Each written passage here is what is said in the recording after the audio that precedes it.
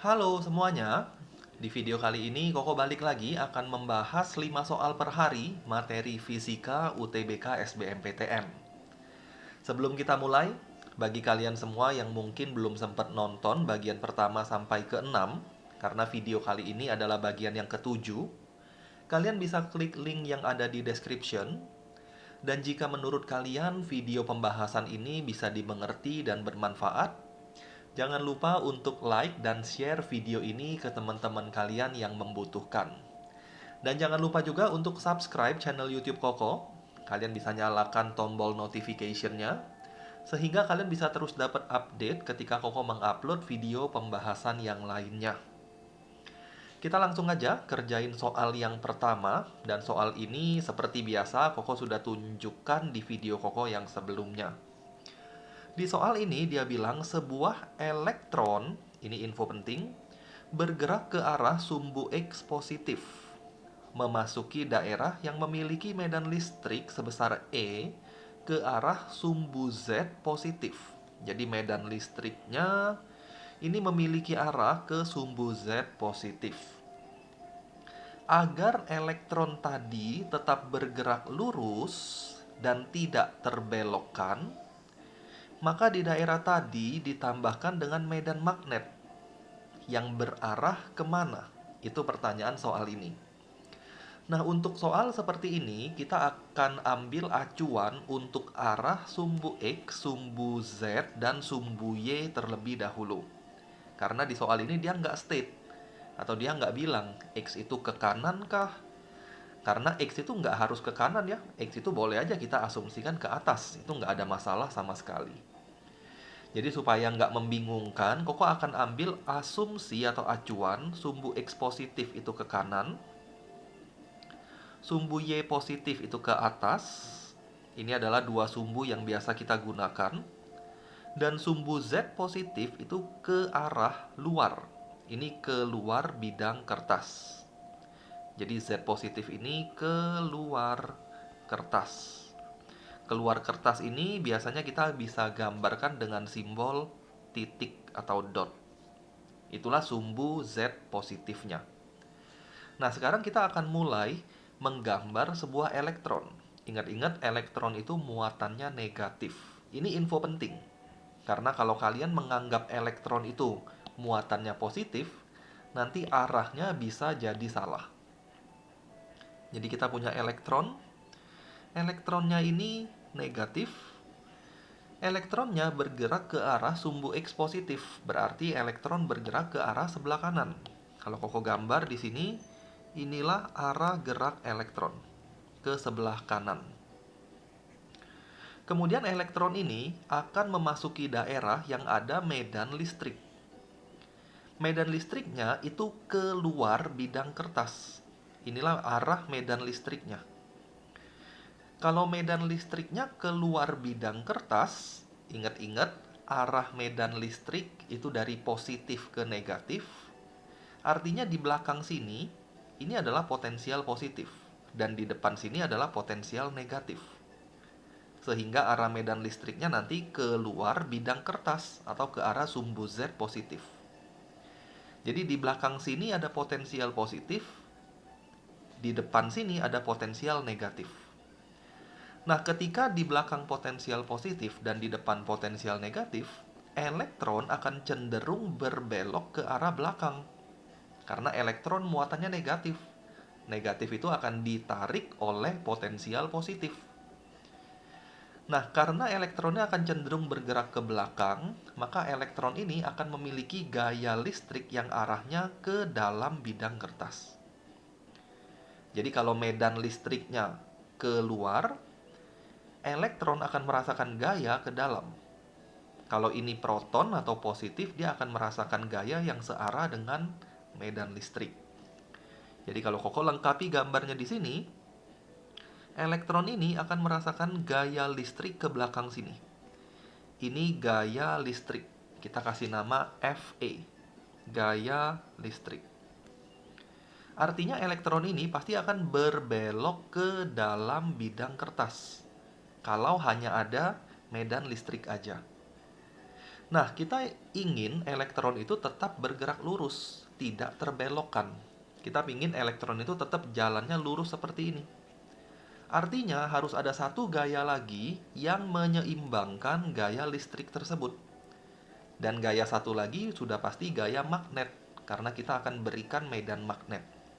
Dan Koko sudah tahu, gaya magnetnya harus mengarah ke luar bidang kertas untuk menyeimbangkan gaya listrik. Jadi kalau digambar lagi di sini, inilah gaya magnetnya. Harus keluar bidang kertas dan besarnya harus sama dengan gaya listrik. Jadi ini kita kasih nama gaya magnet atau gaya Lorentz. Nah, untuk menentukan arah medan magnet, yang dia tanya adalah arah medan magnet, bukan gaya magnetnya ya. Jadi jangan langsung jawab FL-nya itu ke arah Z positif, berarti jawabannya yang A, nggak seperti itu. Yang dia tanya adalah medan magnetnya. Untuk menentukan arah medan magnet, kalian bisa gunakan aturan tangan. Ada yang pakai tangan kanan, ada pakai tangan kiri. Tapi mau kanan mau kiri sama aja. Kalau kalian gunakan aturan tangan kanan, Koko bisa asumsikan gambarnya seperti ini. Ini elektron, kemudian kecepatannya ke kanan, gaya Lorentz-nya itu ke arah luar kertas. Jadi gaya Lorentz-nya kalau Koko gambar dot. Gambar di sini aja ya, ini dot. Ini gaya Lorentz atau gaya magnet. Dengan menggunakan aturan tangan kanan, kalian bisa menentukan arah dari medan magnetnya. Kalau Koko gunakan aturan tangan kiri, biasa Koko pakai tangan kiri. FBV, pakai tangan kanan juga sama ya, FBV juga. Kalau Koko gunakan aturan tangan kiri yang biasa Koko pakai, maka B-nya akan mengarah ke FBV. F-nya keluar, V-nya ke kanan. Maka B-nya akan mengarah ke sumbu Y positif. Jadi B-nya maksud Koko akan mengarah ke sini. Inilah arah B-nya. Tapi hati-hati, kita punya muatan itu negatif. Kalau kita bermain dengan muatan negatif, arah apapun yang kita dapat, kita harus balik arahnya. Jadi B-nya bukan ke atas sebenarnya, tapi justru ke bawah. Inilah arah medan magnetnya. Dengan kata lain, arah medan magnetnya harus mengarah ke sumbu Y negatif, ke bawah ya. Jadi jawaban yang tepat ada di pilihan yang E. Nah, ketika FE sama dengan FL, maka elektron ini akan bergerak lurus. Kalau Koko turunkan sedikit rumusnya, kecepatan yang tidak terbelokkan ini kita bisa cari sebenarnya nilainya dengan cara FE sama dengan FL. Jadi kalau Koko turunin rumusnya sedikit, FL sama dengan FE. Gaya Lorentz itu adalah BQV. Gaya listrik itu adalah Q kali E. Kalau Q-nya kita coret, Q itu muatan ya. Kita bisa dapat V sama dengan E per B. Jadi kalau ada soal yang nanti tanya kalian berapakah nilai dari kecepatan yang tidak terbelokkan tersebut, kalian bisa hitung dengan formula ini. Oke, Koko lanjut ke soal nomor 32. Sebuah bola dijatuhkan bebas. Dijatuhkan bebas ini artinya kecepatan mula-mulanya 0. Dari ketinggian 6,4 meter di atas lantai. Jadi kita punya lantai nanti, kita jatuhin bola dari ketinggian 6,4 meter. Nanti bolanya pasti jatuh dong. Nah, waktu bolanya jatuh, dia akan mantul pertama oleh lantai. Jadi bolanya tadi jatuh, kena lantai, dia akan mantul lagi. Nah, pantulan tersebut mencapai ketinggian maksimum 4,8 meter di atas lantai. Jadi mula-mula ketinggiannya 6,4, berikutnya ketinggiannya tinggal 4,8. Pertanyaannya, berapa ketinggian maksimum yang dicapai bola dari pantulan ketiga? Dari sini kalian bisa lihat. Mula-mula 6,4, berikutnya 4,8. Berarti dari satu kali pantulan ada energi potensial yang hilang. Kalau kalian ada yang tanya, kok energi potensialnya hilang kemana? Energi potensialnya bisa hilang ke banyak energi lain atau banyak jenis energi lain. Bisa jadi ke energi panas. Jadi waktu dia mantul, ternyata ada panas yang didisipasikan. Bisa juga ke energi suara. Waktu dia mantul ada suara gedebuk misalnya. Berarti sebagian energinya hilang. Nah, tapi kita nggak usah pusingin energi itu hilang kemana.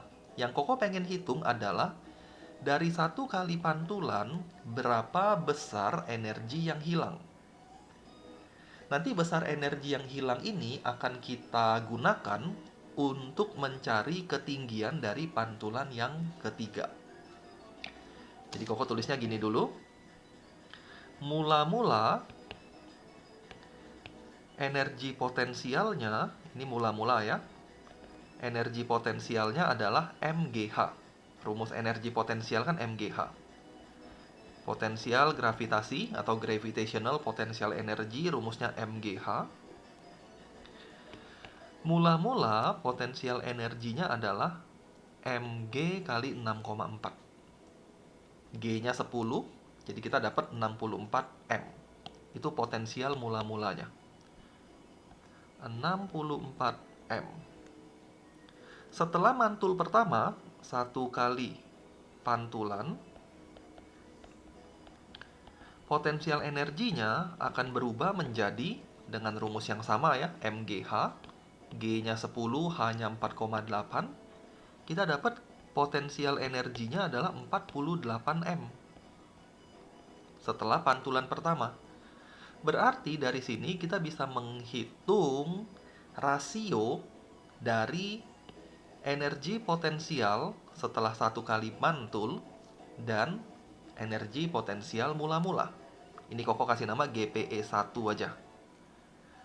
Jadi kita bisa dapat GPE1 dibagi GPE itu adalah 48 M dibagi 64 M. M sama M-nya udah pasti bisa dilenyapkan. Kemudian 48 dibagi 64, kita bisa sama-sama bagiin dengan 16. Kita dapat 3/4. Kesimpulannya udah jelas. Potensial pertama itu adalah 3/4 dari potensial mula-mula. Koko tulis supaya jelas. Potensial 1 itu 3/4 dari potensial mula-mula. Dengan demikian, potensial kedua, ini setelah 2 kali mantul, akan 3/4 dari potensial 1. Dan dengan demikian juga, potensial ketiga, setelah 3 kali mantul, ketinggiannya berapa? Itu 3/4 dari potensial yang kedua. Nah, kita ingin mencari ketinggian di sini. Ini 1 kali mantul, ini 2 kali pantulan, ini pantulan yang ketiga. Kalau Koko gabungin persamaannya, kalian bisa lihat ya. GPE3 sama dengan 3/4 kali GPE2. GPE2-nya diganti aja dengan 3/4 GPE1. GPE1. GPE3 adalah Mg. H3. H3 yang kita cari. 3/4 kali 3/4 kali GPE1. GPE1 tadi adalah 48 M. M sama M-nya kita lenyapkan lagi. G itu adalah 10, berarti 10H3 sama dengan 4 kali 4, 16. 16 bagi 48 itu adalah 3. Jadi kalau ini kita coret-coret, 48, sisanya adalah 3. 3 kali 3 kali 3, 27. Dengan demikian, H3-nya itu adalah 27 dibagi 10. Artinya 2,7 meter. Jadi jawaban yang tepat ada di pilihan yang D.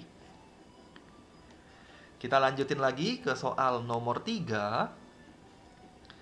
Sebuah benda bermasa M berbentuk silinder pejal. Masanya M, bentuknya silinder pejal. Kalian harus udah tahu silinder pejal itu inersianya berapa. Inersia untuk silinder pejal itu adalah setengah mr kuadrat. Jari-jari dari benda tersebut itu adalah R. Nah, benda tersebut dililit dengan tali halus. Kalau dia bilang talinya halus, berarti masanya diabaikan. Ujung tali dimatikan, di titik tetap, ini ujung tali dimatikan, berarti tidak bergerak. Dan benda dibiarkan terjatuh berotasi, seperti gambar di bawah ini. Jadi bendanya akan jatuh berotasi. Kalau kalian logikakan bendanya ini diikat tali di sini. Kalau kita biarkan jatuh, maka kecepatan sudut dari benda itu atau arah rotasi benda itu pasti ke sini. Inilah arah rotasi benda tersebut. Nah, pertanyaannya, berapakah tegangan tali pada sistem tersebut? Kita mau cari tegangan tali. Nah, kalau kita ketemu soal balok atau em, bola atau katrol dan lain-lain, kita selalu mulai dari diagram gaya. Jadi untuk menganalisa gerakan dari suatu benda, analisa atau gambar dulu diagram gayanya.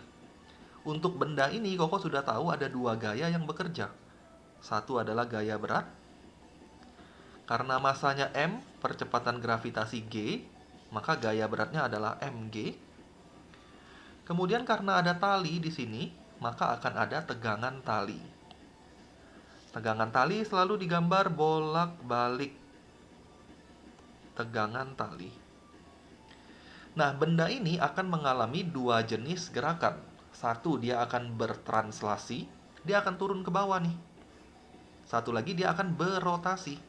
Jadi selagi turun ke bawah, dia akan berputar. Nah, ketika kita ketemu soal yang gerakannya ada dua, kita akan pisahkan gerakannya. Jadi pertama lihat translasi dulu.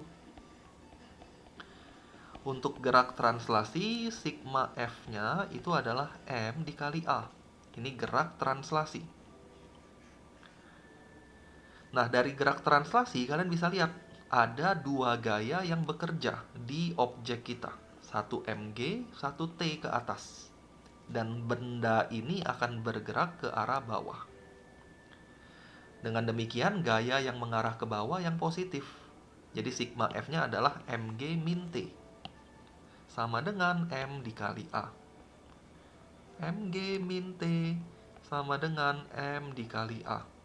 Yang kita ingin cari adalah T-nya berapa. Jadi kalau Koko bikin T sama dengan dulu, kita dapat T-nya itu adalah mg dikurang ma.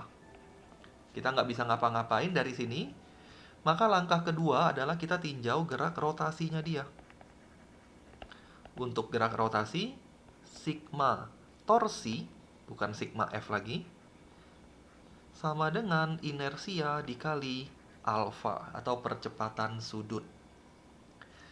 Nah, torsi itu adalah gaya dikali jarak tegak lurus. Torsi itu adalah gaya dikali jarak tegak lurus. Sedangkan alfa atau percepatan sudut itu adalah percepatan tangensial dibagi dengan jari-jari. Jadi ini formula yang kalian harus ingat dan kita akan pakai di soal ini. Nah, kita sekarang lihat torsi terlebih dahulu. Untuk mencari torsi, kalian bisa lihat ada dua gaya yang bekerja pada bola kita atau silinder kita. Tapi hanya satu gaya yang menyebabkan torsi, yaitu tension atau tegangan tali. Mungkin ada yang bertanya, kok kenapa mg tidak menyebabkan torsi? Torsi itu adalah besaran yang menyebabkan suatu benda berputar. Nah, kenapa mg tidak menyebabkan adanya torsi? Karena benda ini akan berputar di tengah-tengah ini. Ini sumbu putarnya. Dan mg tidak memiliki jarak terhadap sumbu putar. Jadi jarak antara mg ke sumbu putar itu 0. Makanya mg tidak menyebabkan benda tersebut berputar. Yang menyebabkan benda tersebut berputar adalah tegangan tali. Karena tegangan tali ini memiliki jarak tegak lurus dengan sumbu putar. Jaraknya adalah R. Jadi tegangan tali inilah yang menyebabkan benda ini akan berotasi seperti itu. Dengan demikian, sigma torsi di sini itu cuma satu, yaitu tegangan tali dikali dengan R. Sama dengan inersia setengah mr kuadrat, alfa itu adalah A per R. Seperti biasa, kita lenyapkan dulu R sama R lagi sama R. Kalian bisa dapat di sini tegangan tali itu adalah setengah MA. Dengan demikian, 2 kali tegangan tali itu adalah MA.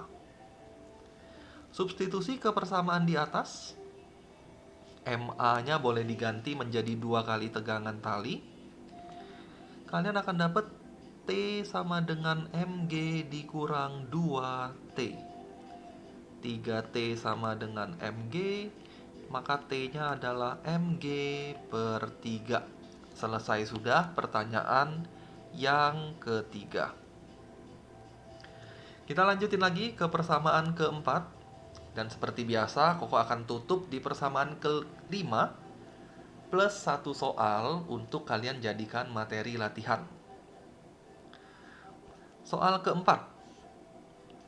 Sebuah asteroid bergerak dalam orbitnya yang berbentuk lingkaran dengan jari-jari R di sekitar matahari. Jadi ada matahari, ada orbit, asteroid bergerak mengelilingi matahari tersebut. Asteroidnya bergerak melingkar. Dengan anggapan bahwa matahari tidak bergerak dan bermasa M besar, matahari bermasa M besar, sedangkan asteroid bermasa M kecil, maka energi mekanik asteroid tersebut adalah berapa? Kalian harus tahu dulu, energi mekanik itu adalah jumlah dari energi potensial ditambah energi kinetik. Itulah yang disebut sebagai energi mekanik. Nah, untuk asteroid, kita ngomongin dalam konteks planet, matahari, dan lain-lain. Jadi konteksnya adalah benda-benda yang ada di atas sana, di luar angkasa sana. Energi potensial tidak bisa dihitung dengan cara MGH. Jadi kalian nggak bisa hitung potensial energinya MGH untuk konteks benda-benda yang ada di luar angkasa. Jadi energi potensialnya formulanya apa? Formula energi potensialnya adalah minus GMM per R. Ini energi potensial untuk benda-benda yang ada di luar angkasa, di mana G besar adalah konstanta gravitasi, M kecil adalah massa benda yang bergerak. Yang bergerak di sini adalah asteroidnya. M besar adalah benda yang diam, dalam konteks ini matahari. R itu adalah jarak dari matahari punya pusat sampai ke asteroid punya pusat. Jadi R itu adalah jari-jari gerakan melingkarnya. Ini matahari, ini pusatnya, ini asteroid, ini pusatnya. Nah, inilah R. Inilah energi potensialnya. Jadi energi potensial di sini kita udah tahu. Energi potensialnya Koko langsung aja ganti dengan minus GMM per R. Nah, energi kinetiknya apa?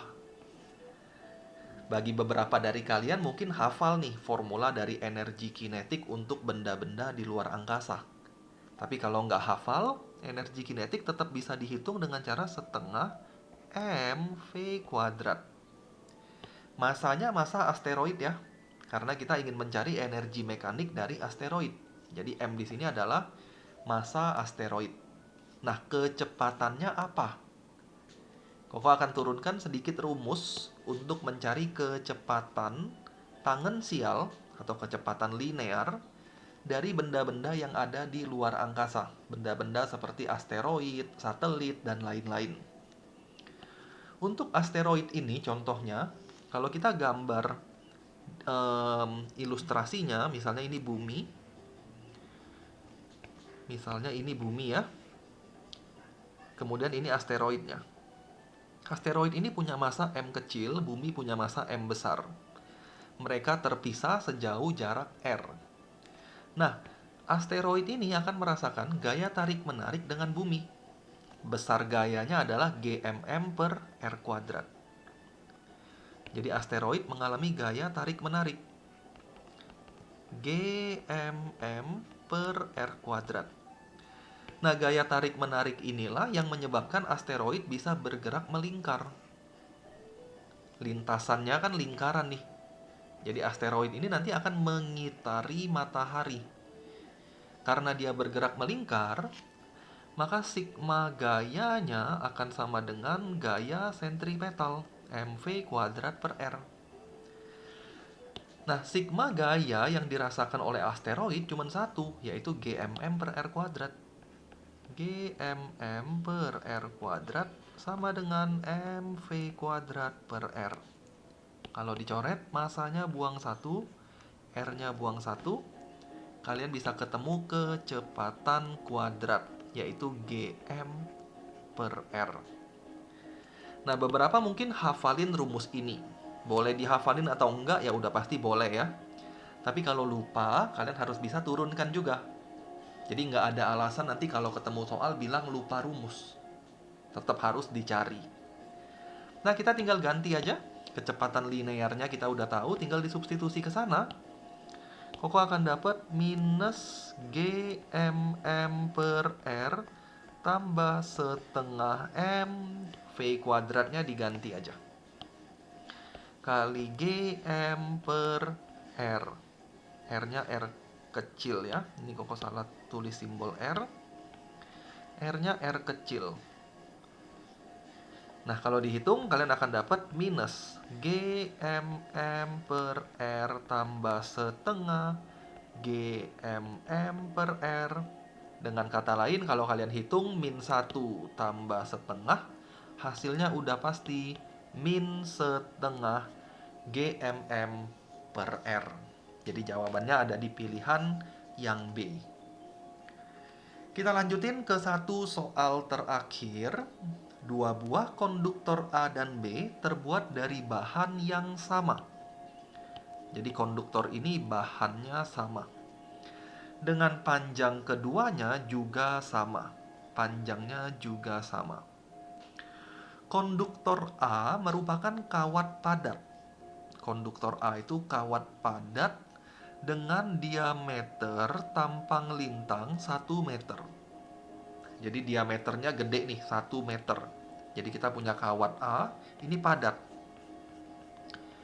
Panjang jari-jarinya, diameternya itu 1 meter. Sedangkan konduktor B merupakan kawat dengan penampang lintang berlubang. Jadi kalau A itu padat, B itu berlubang atau berongga, kayak gini. Itu B. Dengan diameter dalam 1 meter, bagian dalam ini diameternya 1 meter, bagian luar diameternya 2 meter. Bagian dalam 1, bagian luar itu 2 meter. Pertanyaannya, berapa nilai perbandingan nilai hambatan RA dibagi RB? Kalian harus tahu dulu formula hambatan. Hambatan untuk suatu konduktor bisa dihitung dengan cara resistivity dikali panjang dibagi luas penampang. Jadi rho di sana bukan massa jenis tapi resistivity. Resistivity itu adalah sifat dari suatu material. L itu panjang, A itu adalah luas penampang. Nah, karena bahannya sama, berarti rho-nya sama. Karena panjangnya sama, berarti L-nya sama.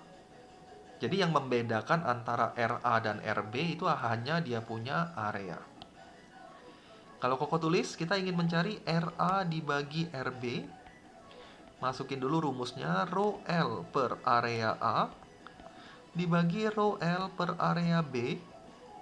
Seperti biasa, kita buang rho-nya, kita buang L-nya. Kalian akan dapat 1/, area A dibagi 1/, area B. Kalau diubah jadi perkalian, maksud Koko, 1/, area A jadi kali, tinggal dibalik, area B per 1. Jadi 1/, area A dibagi 1/, area B itu sama aja dengan area B dibagi dengan area A. Sekarang kita akan hitung luas penampang. Luas penampangnya adalah untuk yang B. Karena bentuknya berongga, maka luasnya hanya luas yang Koko arsir. Luas yang Koko arsir ini adalah luas yang luar dikurang luas yang dalam. Luas lingkaran itu, area lingkaran ya, itu pi r kuadrat. Maka kalau kita menghitung lingkaran yang gede, pi r luar kuadrat. Koko tulisnya gini aja, pi r luar kuadrat dikurang pi r dalam kuadrat dibagi dengan pi r kuadrat. Karena untuk bagian A, dia punya kawat itu padat. Jadi areanya ya area lingkaran aja. Nah, setiap suku mengandung pi, kita bisa hempaskan atau kita bisa lenyapkan lagi pi-nya. Dengan demikian, kita punya perbandingan adalah jari-jari luar, diameternya 2, berarti jari-jarinya 1, dikurang jari-jari dalam, diameter dalamnya adalah 1, berarti jari-jarinya setengah. Dibagi dengan lingkaran yang pertama, diameternya 1, berarti jari-jarinya setengah. Kalau kita hitung, 1 dikurang setengah, 1/4 maksud Koko, 3/4 dibagi dengan 1/4. Jawabannya adalah 3. Sehingga kita punya pilihan yang benar adalah yang B. Nah, pembahasan Koko selesai sampai di soal yang kelima ini. Dan ini satu soal yang bisa kalian coba terlebih dahulu. Dan jangan lupa lihat pembahasannya di video Koko yang selanjutnya. Thank you buat kalian semua yang udah belajar bareng di channel YouTube Koko. Semoga bermanfaat, semoga bisa dimengerti oleh kalian semua. Dan kita ketemu lagi di video yang berikutnya.